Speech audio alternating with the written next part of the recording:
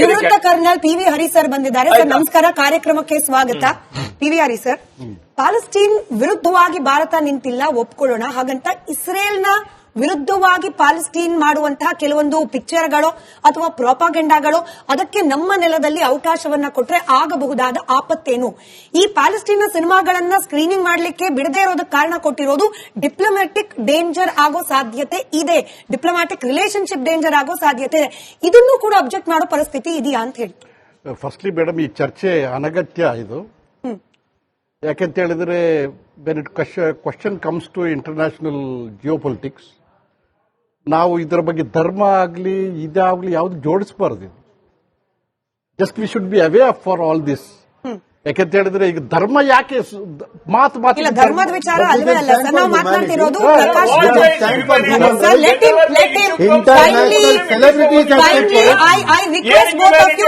Mahesh G Razak ಅವರೇ, ಒಬ್ಬ ಯೋಧರು ಮಾತನಾಡ್ತಾ ಇದ್ದಾರೆ. ನಮಗಿಂತ ನಿಮಗಿಂತ ಹೆಚ್ಚಿನ ಮಾಹಿತಿ ಅವ್ರಿಗಿರುತ್ತೆ ದೇಶಗಳ ನಡುವಿನ ಸಂಬಂಧದ ಬಗ್ಗೆ. ಇಲ್ಲ ಹರಿ ಸರ್, ನನ್ನ ಸಿಂಪಲ್ ಪ್ರಶ್ನೆ, ಪ್ರಕಾಶ್ ರಾಜ್ ಅವರು ಪ್ಯಾಲೆಸ್ಟೈನ್ ಸಿನಿಮಾ ಇಲ್ಲಿ ಸ್ಕ್ರೀನಿಂಗ್ ಮಾಡಲಿಕ್ಕೆ ನಿರ್ಬಂಧ ಹೇರಿದ ವಿಚಾರ ಕೇಳ್ತಾರೆ. ಇದು ಕೇಂದ್ರ ಸರ್ಕಾರದ ಧೋರಣೆ, ಹಾಗಾಗಿ ಅದನ್ನು ವಿರೋಧ ಮಾಡಬೇಕಾಗಿತ್ತು ರಾಜ್ಯ ಸರ್ಕಾರ. ಈಗ ಪ್ಯಾಲೆಸ್ಟೈನ್ ಸಿನಿಮಾ ನಮ್ಮ ದೇಶದಲ್ಲಿ ಸ್ಕ್ರೀನಿಂಗ್ ಆಗಬಾರದು ಅಂತ ನಮ್ಮ ಕೇಂದ್ರ ಸರ್ಕಾರ ನಿರ್ಧಾರ ತೆಗೆದುಕೊಂಡಿರ್ಲಿಕ್ಕೆ ಏನ್ ಕಾರಣ ಇರಬಹುದು? ಫಸ್ಟ್ಲಿ ಒಬ್ಬ ಸಿನಿಮಾ ಆಕ್ಟರ್ ನಮ್ಮ ದೇಶದ ಒಂದು ಧೋರಣೆ ಬಗ್ಗೆ, ಒಂದು ಇಂಟರ್ನ್ಯಾಷನಲ್ ಪಾಲಿಸಿ ಬಗ್ಗೆ ಅವ್ರು ಮಾತಾಡಲಿಕ್ಕೆ ಯಾವ ಅಧಿಕಾರನೂ ಇಲ್ಲ. ಯಾಕೆಂತ ಹೇಳಿದ್ರೆ ಅವರಿಗೆ ಡಿಫೆನ್ಸ್ ಬಗ್ಗೆ, ಇಂಟರ್ನ್ಯಾಷನಲ್ ರಿಲೇಷನ್ಸ್ ಬಗ್ಗೆ ಗೊತ್ತಿಲ್ಲ. ಈಗ ಮೊನ್ನೆ UAE ಇದಾಯ್ತು, ಅರಬ್ ಕಂಟ್ರೀಸ್ಗಳ ಜೊತೆಲಿ ನಮ್ದಿದು. ನಮ್ಮ ಎಲ್ಲಾ ಇಸ್ಲಾಮಿಕ್ ಕಂಟ್ರೀಸ್ಗಳಲ್ಲಿ ನಮ್ಮ ಒಳ್ಳೆ ಸಂಬಂಧ ಇದೆ, ಚೆನ್ನಾಗಿದೆ, ಎಲ್ಲ ಚೆನ್ನಾಗಾಗ್ತದೆ. ಈಗ ಏನಪ್ಪಾ ಅಂತ ಹೇಳಿದ್ರೆ ಇನಿಷಿಯಲಿ ಇಂದಿರಾ ಗಾಂಧಿ ಟೈಮಲ್ಲಿ ಪ್ಯಾಲೆಸ್ಟೈನ್ಗೆ ನಾವು ಸಪೋರ್ಟ್ ಮಾಡಿದ್ದೀವಿ. ಇಂದಿರಾ ಗಾಂಧಿ ಟೈಮಲ್ಲಿ ಅಲ್ಲ, ನಾ ಇವತ್ತು ಸಪೋರ್ಟ್ ಮಾಡ್ತೀವಿ. We are supporting all this, but we are non aligned people.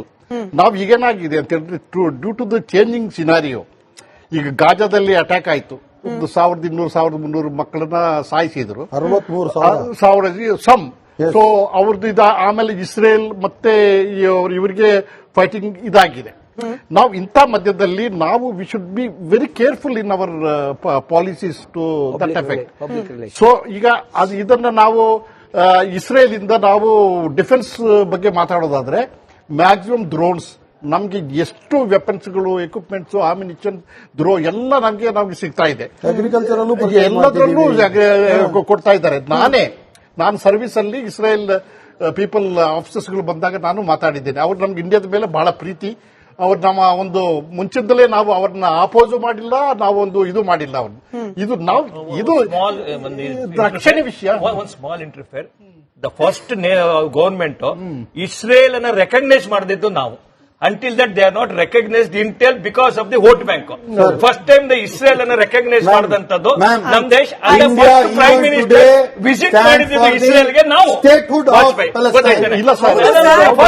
India want statehood of Palestine. But Israel ಜೊತೆ ಸಂಬಂಧ ಇಟ್ಕೊಳ್ಳಕ್ಕೆ 1 ನಿಮಿಷ ರಜಾಕ್, 60 ವರ್ಷ ಇಸ್ರೇಲ್ ಜೊತೆ ರಿಲೇಷನ್ ಇಟ್ಕೊಂಡಿರ್ಲಿಲ್ಲ. ಯಾಕೆ ಇಸ್ರೇಲ್ ಜೊತೆ ರಿಲೇಷನ್ ಇಟ್ಕೊಂಡಿರಲಿಲ್ಲ ಅಂದ್ರೆ ಇಸ್ರೇಲ್ ಪ್ಯಾಲೆಸ್ಟೈನ್ ಜೊತೆ ಯುದ್ಧ ಮಾಡ್ತಿದೆ. ಆ ಕಾರಣಕ್ಕೆ ಎಲ್ಲಿ Congress government is not ready to ಅಲ್ಲಿಗೆ ಹೋಗಕ್ಕೆ. The first prime minister is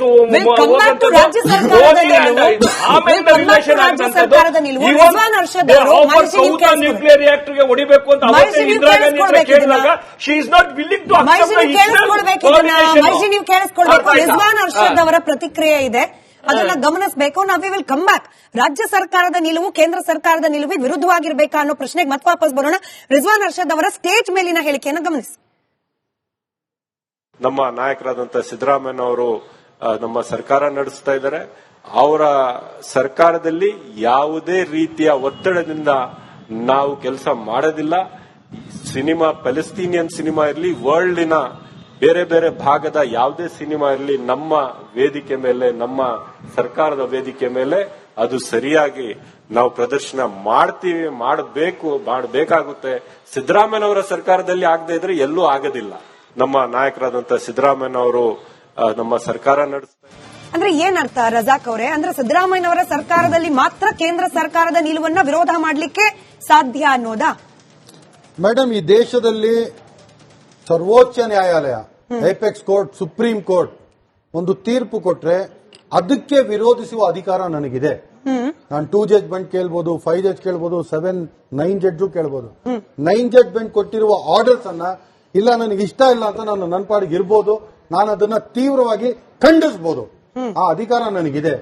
ಹಾಗಂತ ಇವಾಗ ಮೋದಿ ಅವರು ತಗೊಂಡ್ಬರ್ತಿರೋ ಎಲ್ಲಾ ಸ್ಕೀಮ್ಸ್ ಅನ್ನ ನಾನು ಅಕ್ಸೆಪ್ಟ್ ಮಾಡಕ್ಕೆ ನಮಗೆಲ್ಲೇನು ಒತ್ತಡ ಇಲ್ಲ. ಕೇಳಿ ಕೇಳಿ ಕೇಳಿ,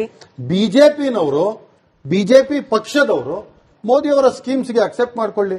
ಅದನ್ನ ವಿರೋಧಿಸಕ್ಕೆ ಅಲ್ವಾ ವಿರೋಧ ಪಕ್ಷ ಅಂತ ಹೇಳೋದು. ನಾನು ವಿರೋಧಿಸಿದ್ರೆ ಟೈಮ್ ಕೊಟ್ಬಿಟ್ಟು ನಿಮ್ಗೆ ಪ್ರಶ್ನೆ ದಯವಿಟ್ಟು ಕೇಳಿಸ್ಕೊಳ್ಳಿ.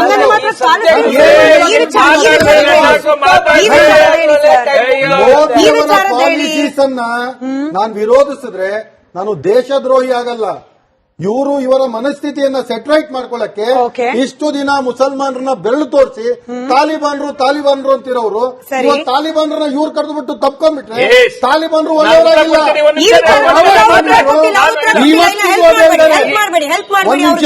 ರಜಾಕೋರೆ, ನನ್ನ ಮೂಲಭೂತ ಪ್ರಶ್ನೆ ಇರೋದು ಪ್ಯಾಲೆಸ್ಟೈನ್ ಸಿನಿಮಾವನ್ನ ಪ್ರದರ್ಶನ ಮಾಡೋದು ಈ ದೇಶದ ಬೇರೆ ದೇಶದ ಜೊತೆಗಿನ ಸಂಬಂಧಕ್ಕೆ ವಿರುದ್ಧವಾದದ್ದು ಅಂದ್ರೆ ಇದು ಮೋದಿ ಅವ್ರ ನಿಲ್ವಲ್ರಿ, ದೇಶದ ನಿಲುವು.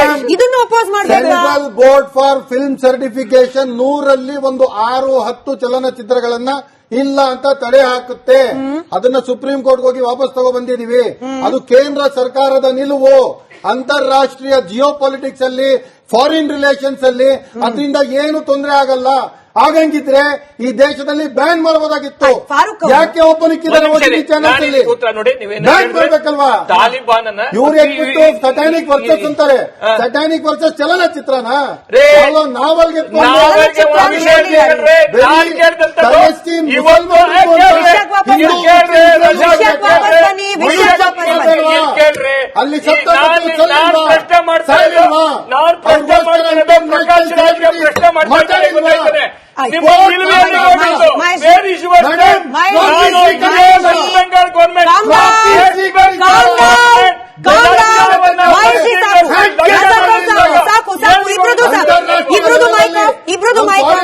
ರಜಾಕ್ ಅವರೇ, ಈ ಪ್ರಶ್ನೆ ಕೇಳಿಸ್ಕೊಳ್ಳಿ. ಫಾರೂಕ್ ಅವರು ಉತ್ತರ ಕೊಡ್ಲಿ, ಅದಾದ್ಮೇಲೆ ಹರೀಶ್ ಸರ್ ಉತ್ತರ ಕೊಡ್ಲಿ. ನಿಮಗೆ ಸಮಯ ಕೊಡ್ತೀನಿ ಸರ್, 1 ನಿಮಿಷ. ನೀವು ಬೇರೆಯವ್ರು ಮಾತಾಡುವಾಗ ಕೇಳಿಸ್ಕೋಬೇಕು. ಮೈಕ್ ಆಫ್ ಇದೆ.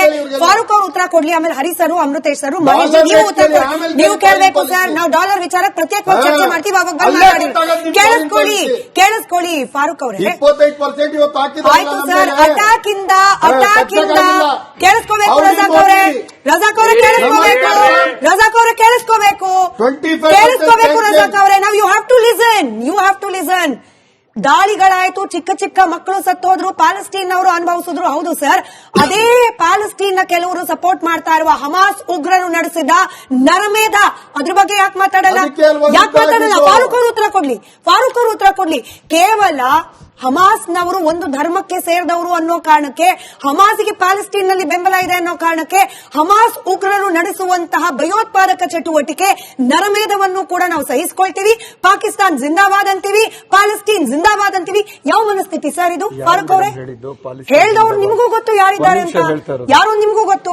ಬಿಜೆಪಿ ಅವರು ಪ್ರೊಟೆಸ್ಟ್ ಮಾಡುವಾಗ ಪಾಕಿಸ್ತಾನ್ ಜಿಂದಾಬಾದ್ ಅಂತ ಹೇಳಿದ್ರು. ತಪ್ಪು ಹಂಗಲ್ಲ. ನಾನ್ ನಿಮ್ಗೆ ಕೇಳ್ತಾರೆ, ಸಿಂಪಲ್. ನೀವು ಹೇಳಿದವರು ಅಂತ ಹೇಳ್ತೀರಾ, ನೀವು ವಿಧಾನಸೌಧದಲ್ಲಿ ಹೇಳಿದ್ರು ಅಂತ ಹೇಳ್ತೀರಾ, ಅಲ್ಲಿ ರೋಡಲ್ಲಿ ನಿಂತ್ಕೊಂಡು ಆನಂದರಾವ್ ಸರ್ಕಲ್ ಹತ್ರ ಏನು ಅವ್ರು ಪ್ರೊಟೆಸ್ಟ್ ನಡೆಸುವಾಗ ಹೇಳ್ತಾರೆ ಪಾಕಿಸ್ತಾನ್ ಜಿಂದಾಬಾದ್ ಅಂತ ಹೇಳ್ಬಿಟ್ಟು, ಅದನ್ನ ಯಾಕೆ ನೀವು ಪ್ರಶ್ನೆ ಮಾಡಲ್ಲ? ಬಿಜೆಪಿ ಅವರು ಹೇಳೋದು, ಬಿಜೆಪಿ ಅವರು ಒಂದ್ ನಿಮಿಷ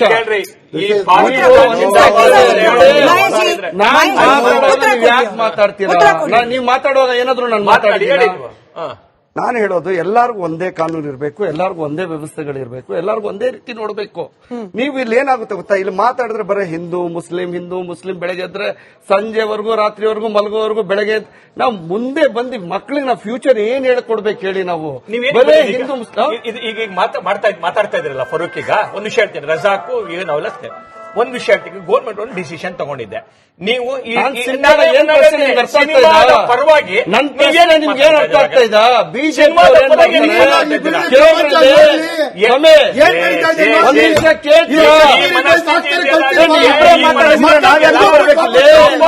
ನಿಮ್ಮದನ್ನ ನೋಡ್ಬೇಕು.